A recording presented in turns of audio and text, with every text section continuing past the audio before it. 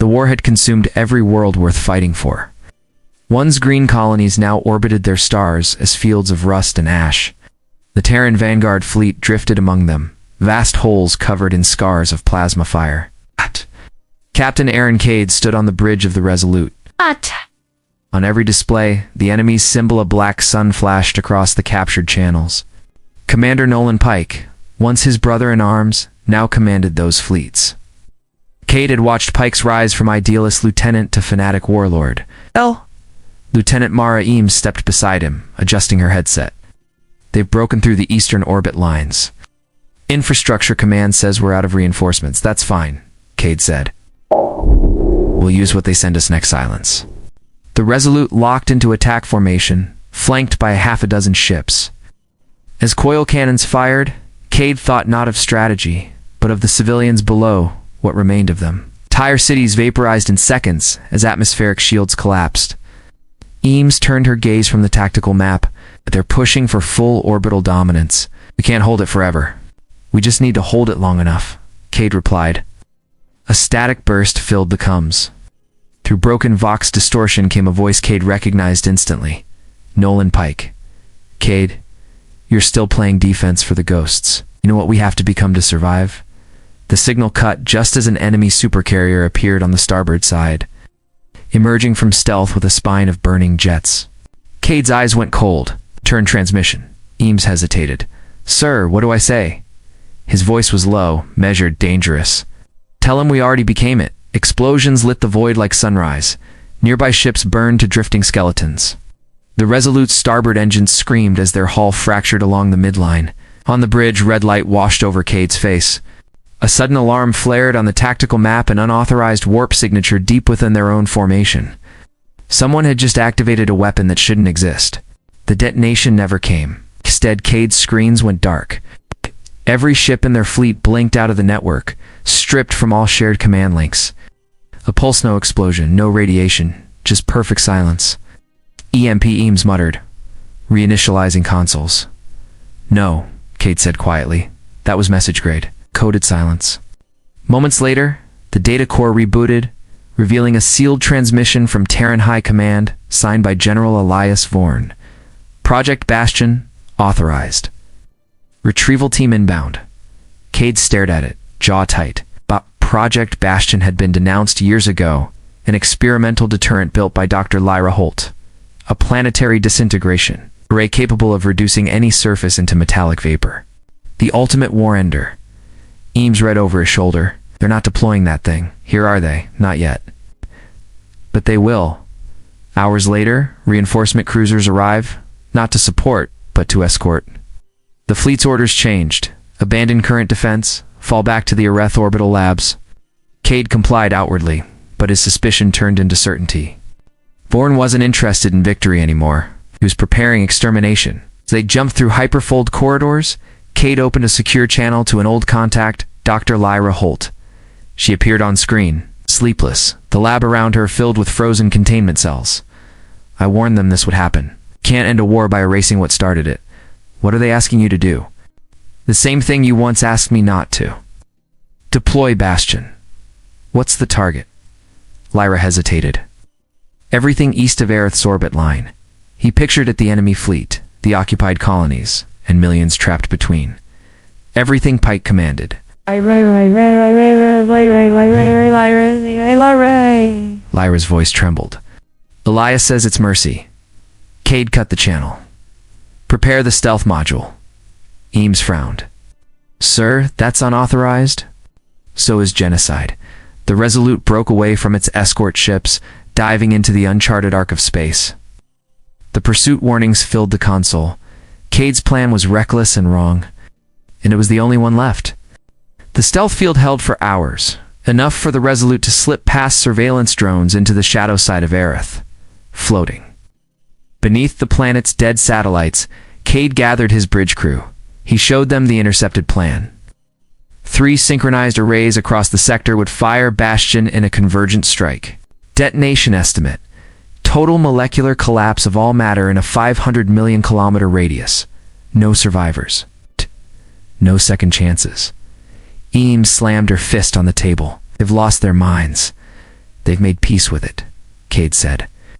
We're the loose thread, a tech officer asked quietly.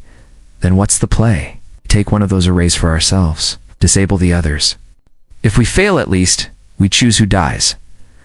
Under cover of debris fields, the Resolute launched a ground strike team onto Aerith's polar continent, where the first array rested beneath an ice canopy. Cade led the assault himself. In heavy armor and stormlight masks, they moved through industrial tunnels choked by frost and coolant vapor. When they reached the control core, enemy guards were already waiting. Among them Commander Nolan Pike. Pike lowered his rifle, smiling faintly. I'm tired of killing ghosts, Cade. You came to finish the job? Cade's grip tightened on his own weapon. I came to stop your future, mine. Pike laughed once. Vorn's the one building hell, not me. You think his weapons point only one way? Eames flanked Pike's soldiers from above. Surrender your control key. But Pike didn't reach for his gun. Instead, he held up a data drive. This unlocks the central grid. Take it, destroy it, but when you do, you'll open everything. Every array. Once they're linked, Bastion arms itself. Cade cursed. Pike's every word stank of truth and poison. A reactor siren sounded through the ice plane. Aerith's orbit command had detected intrusion. Pike walked forward, unarmed.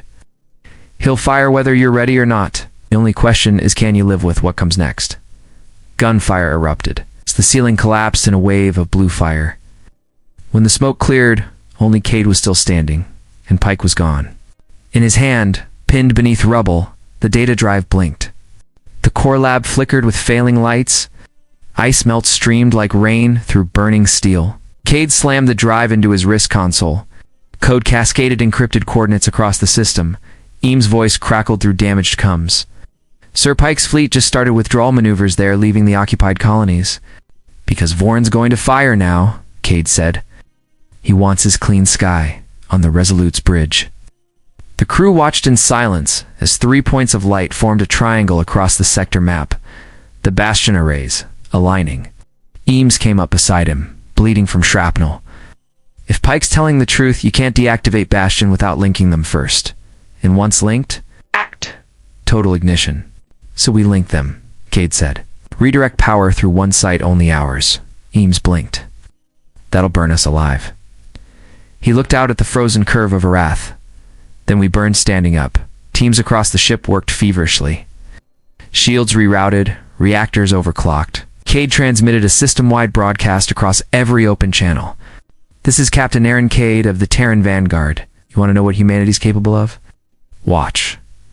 The Bastion arrays illuminated the void ribbons of blue fire, arching like veins between planets. The hypergrid opened. Power surged, choking sensors with pure light. Every crew member braced.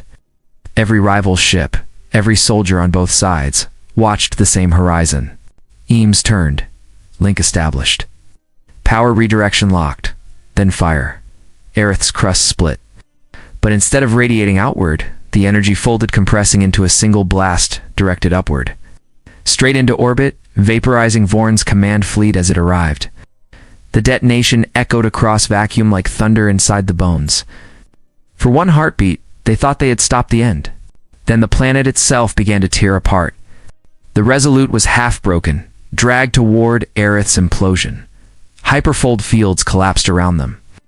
The viewports showed the planet transforming into a blue-white singularity. Eames shouted over the alarms, the shockwaves eating the folds. We can't escape. Cade opened the intercom.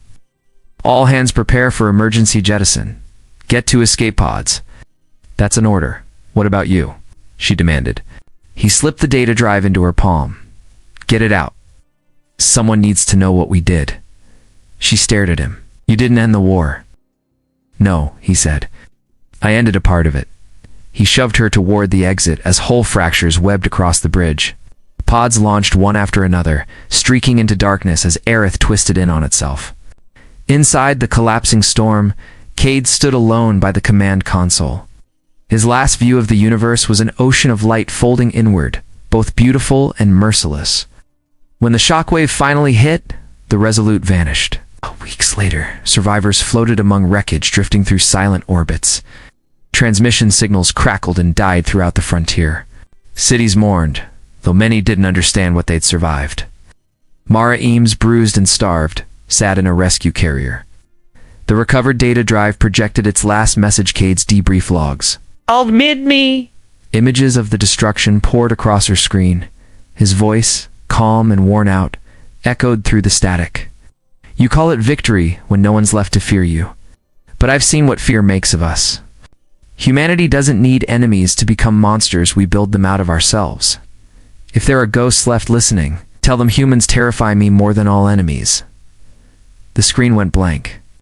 Outside the window, the stars burned cold above what used to be Aratha, silent monument to both the best and worst thing humans had ever done, and the war abruptly was over. For now.